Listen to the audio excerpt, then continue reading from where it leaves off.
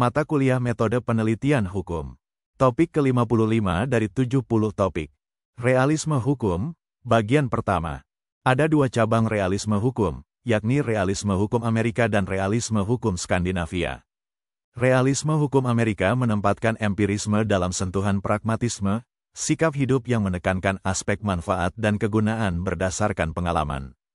Kehidupan nyata sehari-hari adalah dunia pengalaman. Dunia pengalaman tidak bisa dipotret lewat skema ideal yang spekulatif. Hanya bisa ditangkap keutuhannya lewat pengalaman. Itulah sikap yang realistis untuk memahami realitas. Maka realisme Amerika beranjak dari sikap yang demikian itu. Holmes, Frank dan Cardozo, misalnya tidak terlalu tergiur dengan gambaran-gambaran ideal tentang hukum, dan juga tidak terbius dengan lukisan-lukisan normatif yang a priori tentang hukum. Bagi mereka, hal yang lebih penting adalah kepeloporan para hakim dalam menjalankan hukum itu dalam kasus-kasus nyata. Bagi hakim dan pelaksana hukum, sebagai orang yang secara langsung berhadapan dengan dunia kenyataan, norma-norma hukum tidak lebih patokan umum saja. Bagaimana norma-norma itu dipasangkan secara tepat dengan kekayaan dan kebenaran realitas, merupakan wilayah kearifan para pelaksananya. Karena realitas tidak selalu hitam putih seperti skema hitam putih aturan hukum, maka dalam banyak hal justru kepeloporan para hakimlah yang sangat menentukan apa yang merupakan hukum yang tepat, kini dan di sini. Realisme hukum Skandinavia berbeda lagi. Aliran ini menempatkan empirisme dalam sentuhan psikologi. Aliran yang berkembang di Uppsala, Swedia awal abad ke-20 ini, mencari kebenaran suatu pengertian dalam situasi tertentu dengan menggunakan psikologi. Tidak seperti realisme hukum Amerika, yang memberi perhatian pada praktik hukum dari para pelaksana hukum, realisme hukum Skandinavia justru menaruh perhatian pada perilaku manusia ketika berada dalam kontrol hukum. Dengan memanfaatkan psikologi para eksponen, aliran ini mengkaji perilaku manusia terhadap hukum untuk menemukan arti hukum yang sebenarnya. Teori Oliver Holmes. Titik tolak teori tentang kebebasan hakim yang diusung oleh Oliver Holmes dan Jerome Frank, eksponen realisme hukum Amerika, adalah aturan hukum bukanlah poros sebuah keputusan yang berbobot. Aturan tidak bisa diandalkan menjawab dunia kehidupan yang begitu kompleks, dan lagi pula, kebenaran yang real bukan terletak dalam undang-undang, tapi pada kenyataan hidup. Hukum yang termuat dalam aturan-aturan hanya suatu generalisasi mengenai dunia ideal. Tapi menurut Holmes, seorang pelaksana hukum, atau hakim, sesungguhnya menghadapi gejala-gejala hidup secara realistis. Sering ia menghadapi dua bahkan lebih kebenaran, yang seolah meminta kepastian mana yang lebih unggul dalam konteks tertentu. Salah satu di antaranya adalah kebenaran versi aturan hukum. Tidak jarang, bahkan amat sering, kebenaran-kebenaran lain lebih unggul dari yang disodorkan aturan formal, mereka lebih relevan, lebih tepat, dan bahkan lebih bermanfaat untuk suatu konteks real, ketimbang kebenaran yang ditawarkan aturan legal. Dalam hal inilah, seorang hakim mempertaruhkan kepekaan dan kearifannya. Ia harus memenangkan kebenaran yang menurutnya lebih unggul, meski dengan resiko mengalahkan aturan resmi. Aturan-aturan hukum, di mata Holmes, hanya menjadi salah satu faktor yang patut dipertimbangkan dalam keputusan yang berbobot. Faktor moral, soal kemanfaatan, dan keutamaan kepentingan sosial, misalnya menjadi faktor yang tidak kalah penting dalam mengambil keputusan yang berisi. Jadi bukan sebuah pantangan, jika demi putusan yang fungsional dan kontekstual, aturan resmi terpaksa disingkirkan, lebih-lebih jika menggunakan aturan itu justru berakibat buruk. Holmes menjadi hakim yang monumental dan seminal, justru karena pendirian moralnya itu. Menjadi monumen dari a creative lawyer, in accordance with justice and equity. Dengan kapasitas seperti ini, para hakim memiliki kompetensi merubah undang-undang, bila hal itu perlu. Mengikuti jejak Holmes, Jerome Frank memiliki pandangan yang sama. Menurutnya, kebenaran tidak bisa disamakan dengan suatu aturan hukum. Boleh saja aturan mengandaikan putusan-putusan hakim dapat diturunkan secara otomatis sesuai aturan. Juga boleh saja mengandaikan bahwa isi aturan selalu benar dan baik, sehingga otomatis menjamin kepastian, keamanan, dan harmoni dalam hidup bersama. Tapi itu tidak berlaku bagi seorang yang berpikiran modern. Boleh jadi, itu hanya ilusi. Karena faktanya, seorang hakim dapat mengambil keputusan lain di luar skenario aturan, yang dari sisi keutamaan, jauh lebih terpuji dari yang ada dalam aturan. Memang kaidah-kaidah hukum yang berlaku mempengaruhi putusan seorang hakim. Tapi itu hanya salah satu unsur pertimbangan saja. Di samping itu, prasangka politik, ekonomi dan moral ikut pula menentukan putusan para hakim. Bahkan pula simpati dan antipati pribadi berperan dalam putusan tersebut. Benjamin Cardozo tampil memperingatkan bahaya subjektivisme dalam teori Frank. Benar bahwa ada ruang kebenaran bagi hakim dalam mengambil keputusan. Benar pula bahwa faktor sosial ekonomi serta aspek-aspek psikologis turut berpengaruh dalam putusan hakim. Tapi semua itu tidak boleh membuat seorang hakim lupa pada aspek normatif dari hukum, yakni melayani kepentingan umum akan keadilan. Kewibawaan seorang hakim menurut Cardozo justru terletak pada kesetiaannya menjunjung tujuan hukum itu. Oleh karena itu, putusan hakim tidak boleh berkembang secara bebas tanpa batas. Kegiatan para hakim tetap terikat pada kepentingan umum sebagai inti keadilan.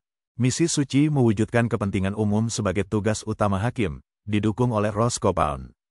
Menurut Pound, hukum sebagai suatu unsur dalam hidup masyarakat harus memajukan kepentingan umum. Di mata Roscoe Pound, dalam rangka mewujudkan kepentingan umum itu, hukum harus difungsikan sebagai sebuah teknik sosial atau social engineering. Hukum itu harus didayagunakan menggerakkan kemajuan untuk memajukan kepentingan umum dengan cara memadukan secara proporsional kebutuhan sosial dan kebutuhan individu. Untuk mengawal kemajuan dalam paduan yang harmoni itu, maka hukum harus dibekali dengan kekuatan paksa.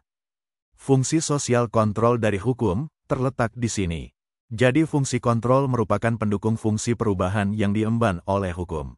Teori dari para pemikir realisme Amerika itu bisa juga digolongkan sebagai salah satu versi teori di bidang penerapan hukum. Dari apa yang dikatakan oleh Holmes dan Frank di atas, tampak sekali teorisasi yang memperlihatkan bahwa pada saat diterapkan, hukum kembali memasuki wilayah das Sein, dan tidak lagi kukuh berdiri dalam singgasana das Solem. Kendati, tidak lagi sepenuhnya dipegang oleh teks pasal-pasal, tetapi juga sudah berada di tangan aparat pelaksananya.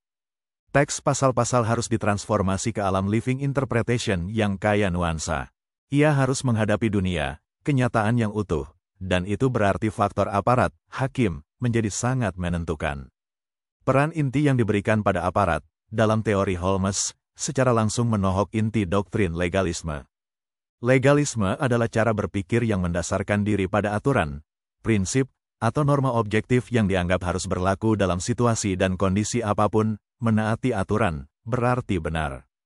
Melanggar aturan berarti salah. Tidak ada kompromi. Legalisme, karenanya berbicara tentang apa yang benar dan apa yang salah secara hitam putih. Memang, cara berpikir seperti itu tentu banyak keuntungannya. Ia memberi pegangan keputusan yang tegas dan jelas. Orang tidak perlu bingung tentang apa yang benar dan apa yang salah, asal saja hukumnya jelas. Tapi justru dalam hal yang terakhir itulah kita menghadapi kesulitan. Kehidupan manusia itu begitu kompleks dan begitu dinamisnya, sehingga hampir mustahil mempunyai hukum yang jelas bagi setiap kemungkinan. Perintah, jangan membunuh, misalnya. Perintahnya sendiri, sangat jelas. Tapi bagaimana hukum yang jelas ini harus diterapkan, adalah sesuatu yang jauh dari sederhana. Mungkin akan sedikit terbantu, seandainya perintah itu diperinci lagi sedemikian rupa, sehingga ia dapat menjawab semua kemungkinan. Solusi ini memang logis, dan mungkin sering dilakukan orang. Tapi akibatnya ialah, hukum lalu berubah menjadi kasuistis. Hukum berubah menjadi satu daftar panjang tentang apa yang boleh dan apa yang dilarang. Bukan saja ini tidak mungkin dapat dikerjakan dengan lengkap dan sempurna, tetapi juga ada ekses yang mengancam, yaitu legalisme yang beku dan kaku. Hukum tidak lagi melayani manusia, tapi sebaliknya manusia melayani hukum. Alkisah, seorang ibu dan bayinya berada dalam satu rombongan dengan puluhan orang lain, melewati suatu daerah yang amat berbahaya oleh sebab ancaman orang-orang Indian Apache yang terkenal ganas. Persis di daerah yang rawan itu, si bayi yang kebetulan sedang sakit mulai rewel dan mau menangis keras. Sang ibu pun menghadapi dilema, membiarkan si bayi menangis, berarti mengundang bahaya, dan seluruh rombongan terancam musnah. Tetapi membekap mulutnya, bayi itu akan mati pengap kehilangan nafas. Manakah yang harus dipilih si ibu? Menurut kisah, ibu itu memilih yang kedua. Dengan sangat berat hati, ibu itu merelakan nyawa anaknya, demi keselamatan seluruh rombongan. Bagi penganut legalisme, tindakan itu tergolong kejahatan berat. Ila telah membunuh secara sengaja. Salah adalah salah. Tidak mungkin si ibu dibenarkan hanya karena ia membunuh demi orang lain, karena aturan tidak mengenal pengecualian dengan alasan altruisme. Persoalan seperti dilakukan sang ibu itu adalah persoalan kenyataan hidup yang konkret. Ia tidak mungkin kita perdebatkan secara a priori dan normatif belaka sambil bersandar di kursi goyang. Ia hanya dapat dipahami melalui pengalaman, konteks, dan situasi unik yang dihadapi sang ibu itu. Realitas hidup seperti itulah, salah satunya, yang dimaksud oleh Holmes dan Frank dalam teori mereka di atas. Solusi yang berbobot tidak bisa diharapkan dari legalisme yang mematrikan aturan sebagai tempat satu-satunya bagi hakim dalam mengadili. Dalam legalisme, hakim hanya menjadi corong wet. Hakim hanya boleh menerapkan undang-undang secara mekanis. Legalisme menyebabkan aturan jadi berhala, kehidupan jadi kaku, kenyataan yang kaya nuansa dilihat pakai kacamata kuda, kebenaran dan keadilan hanya menjadi persoalan legal tidak legal, kearifan dan akal sehat terdorong ke belakang.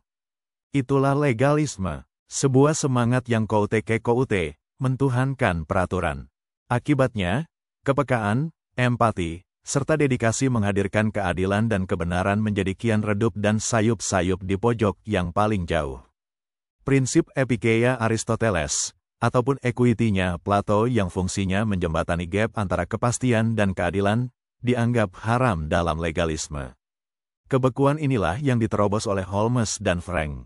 Itulah materi topik ke-55 metode penelitian hukum untuk membantu pemahaman mahasiswa perguruan tinggi manapun di Indonesia dan masyarakat umum. Ratusan video tutorial ilmu hukum, ilmu pemerintahan, ilmu komunikasi, ilmu manajemen, ilmu administrasi dan lainnya disajikan di channel ini. Tutorial dituturkan dan disubtitelkan agar dapat ditonton, dibaca sambil didengarkan. Jangan khawatir jika tidak langsung paham. Untuk pemahaman yang lebih baik, putar dan dengarkan tutorial berulang-ulang. Subscribe dan like, agar Anda mendapatkan update tutorial lainnya. Bagikan link video ini agar teman-teman juga mendapatkan manfaat channel ini. Sekian dan terima kasih. Sampai jumpa.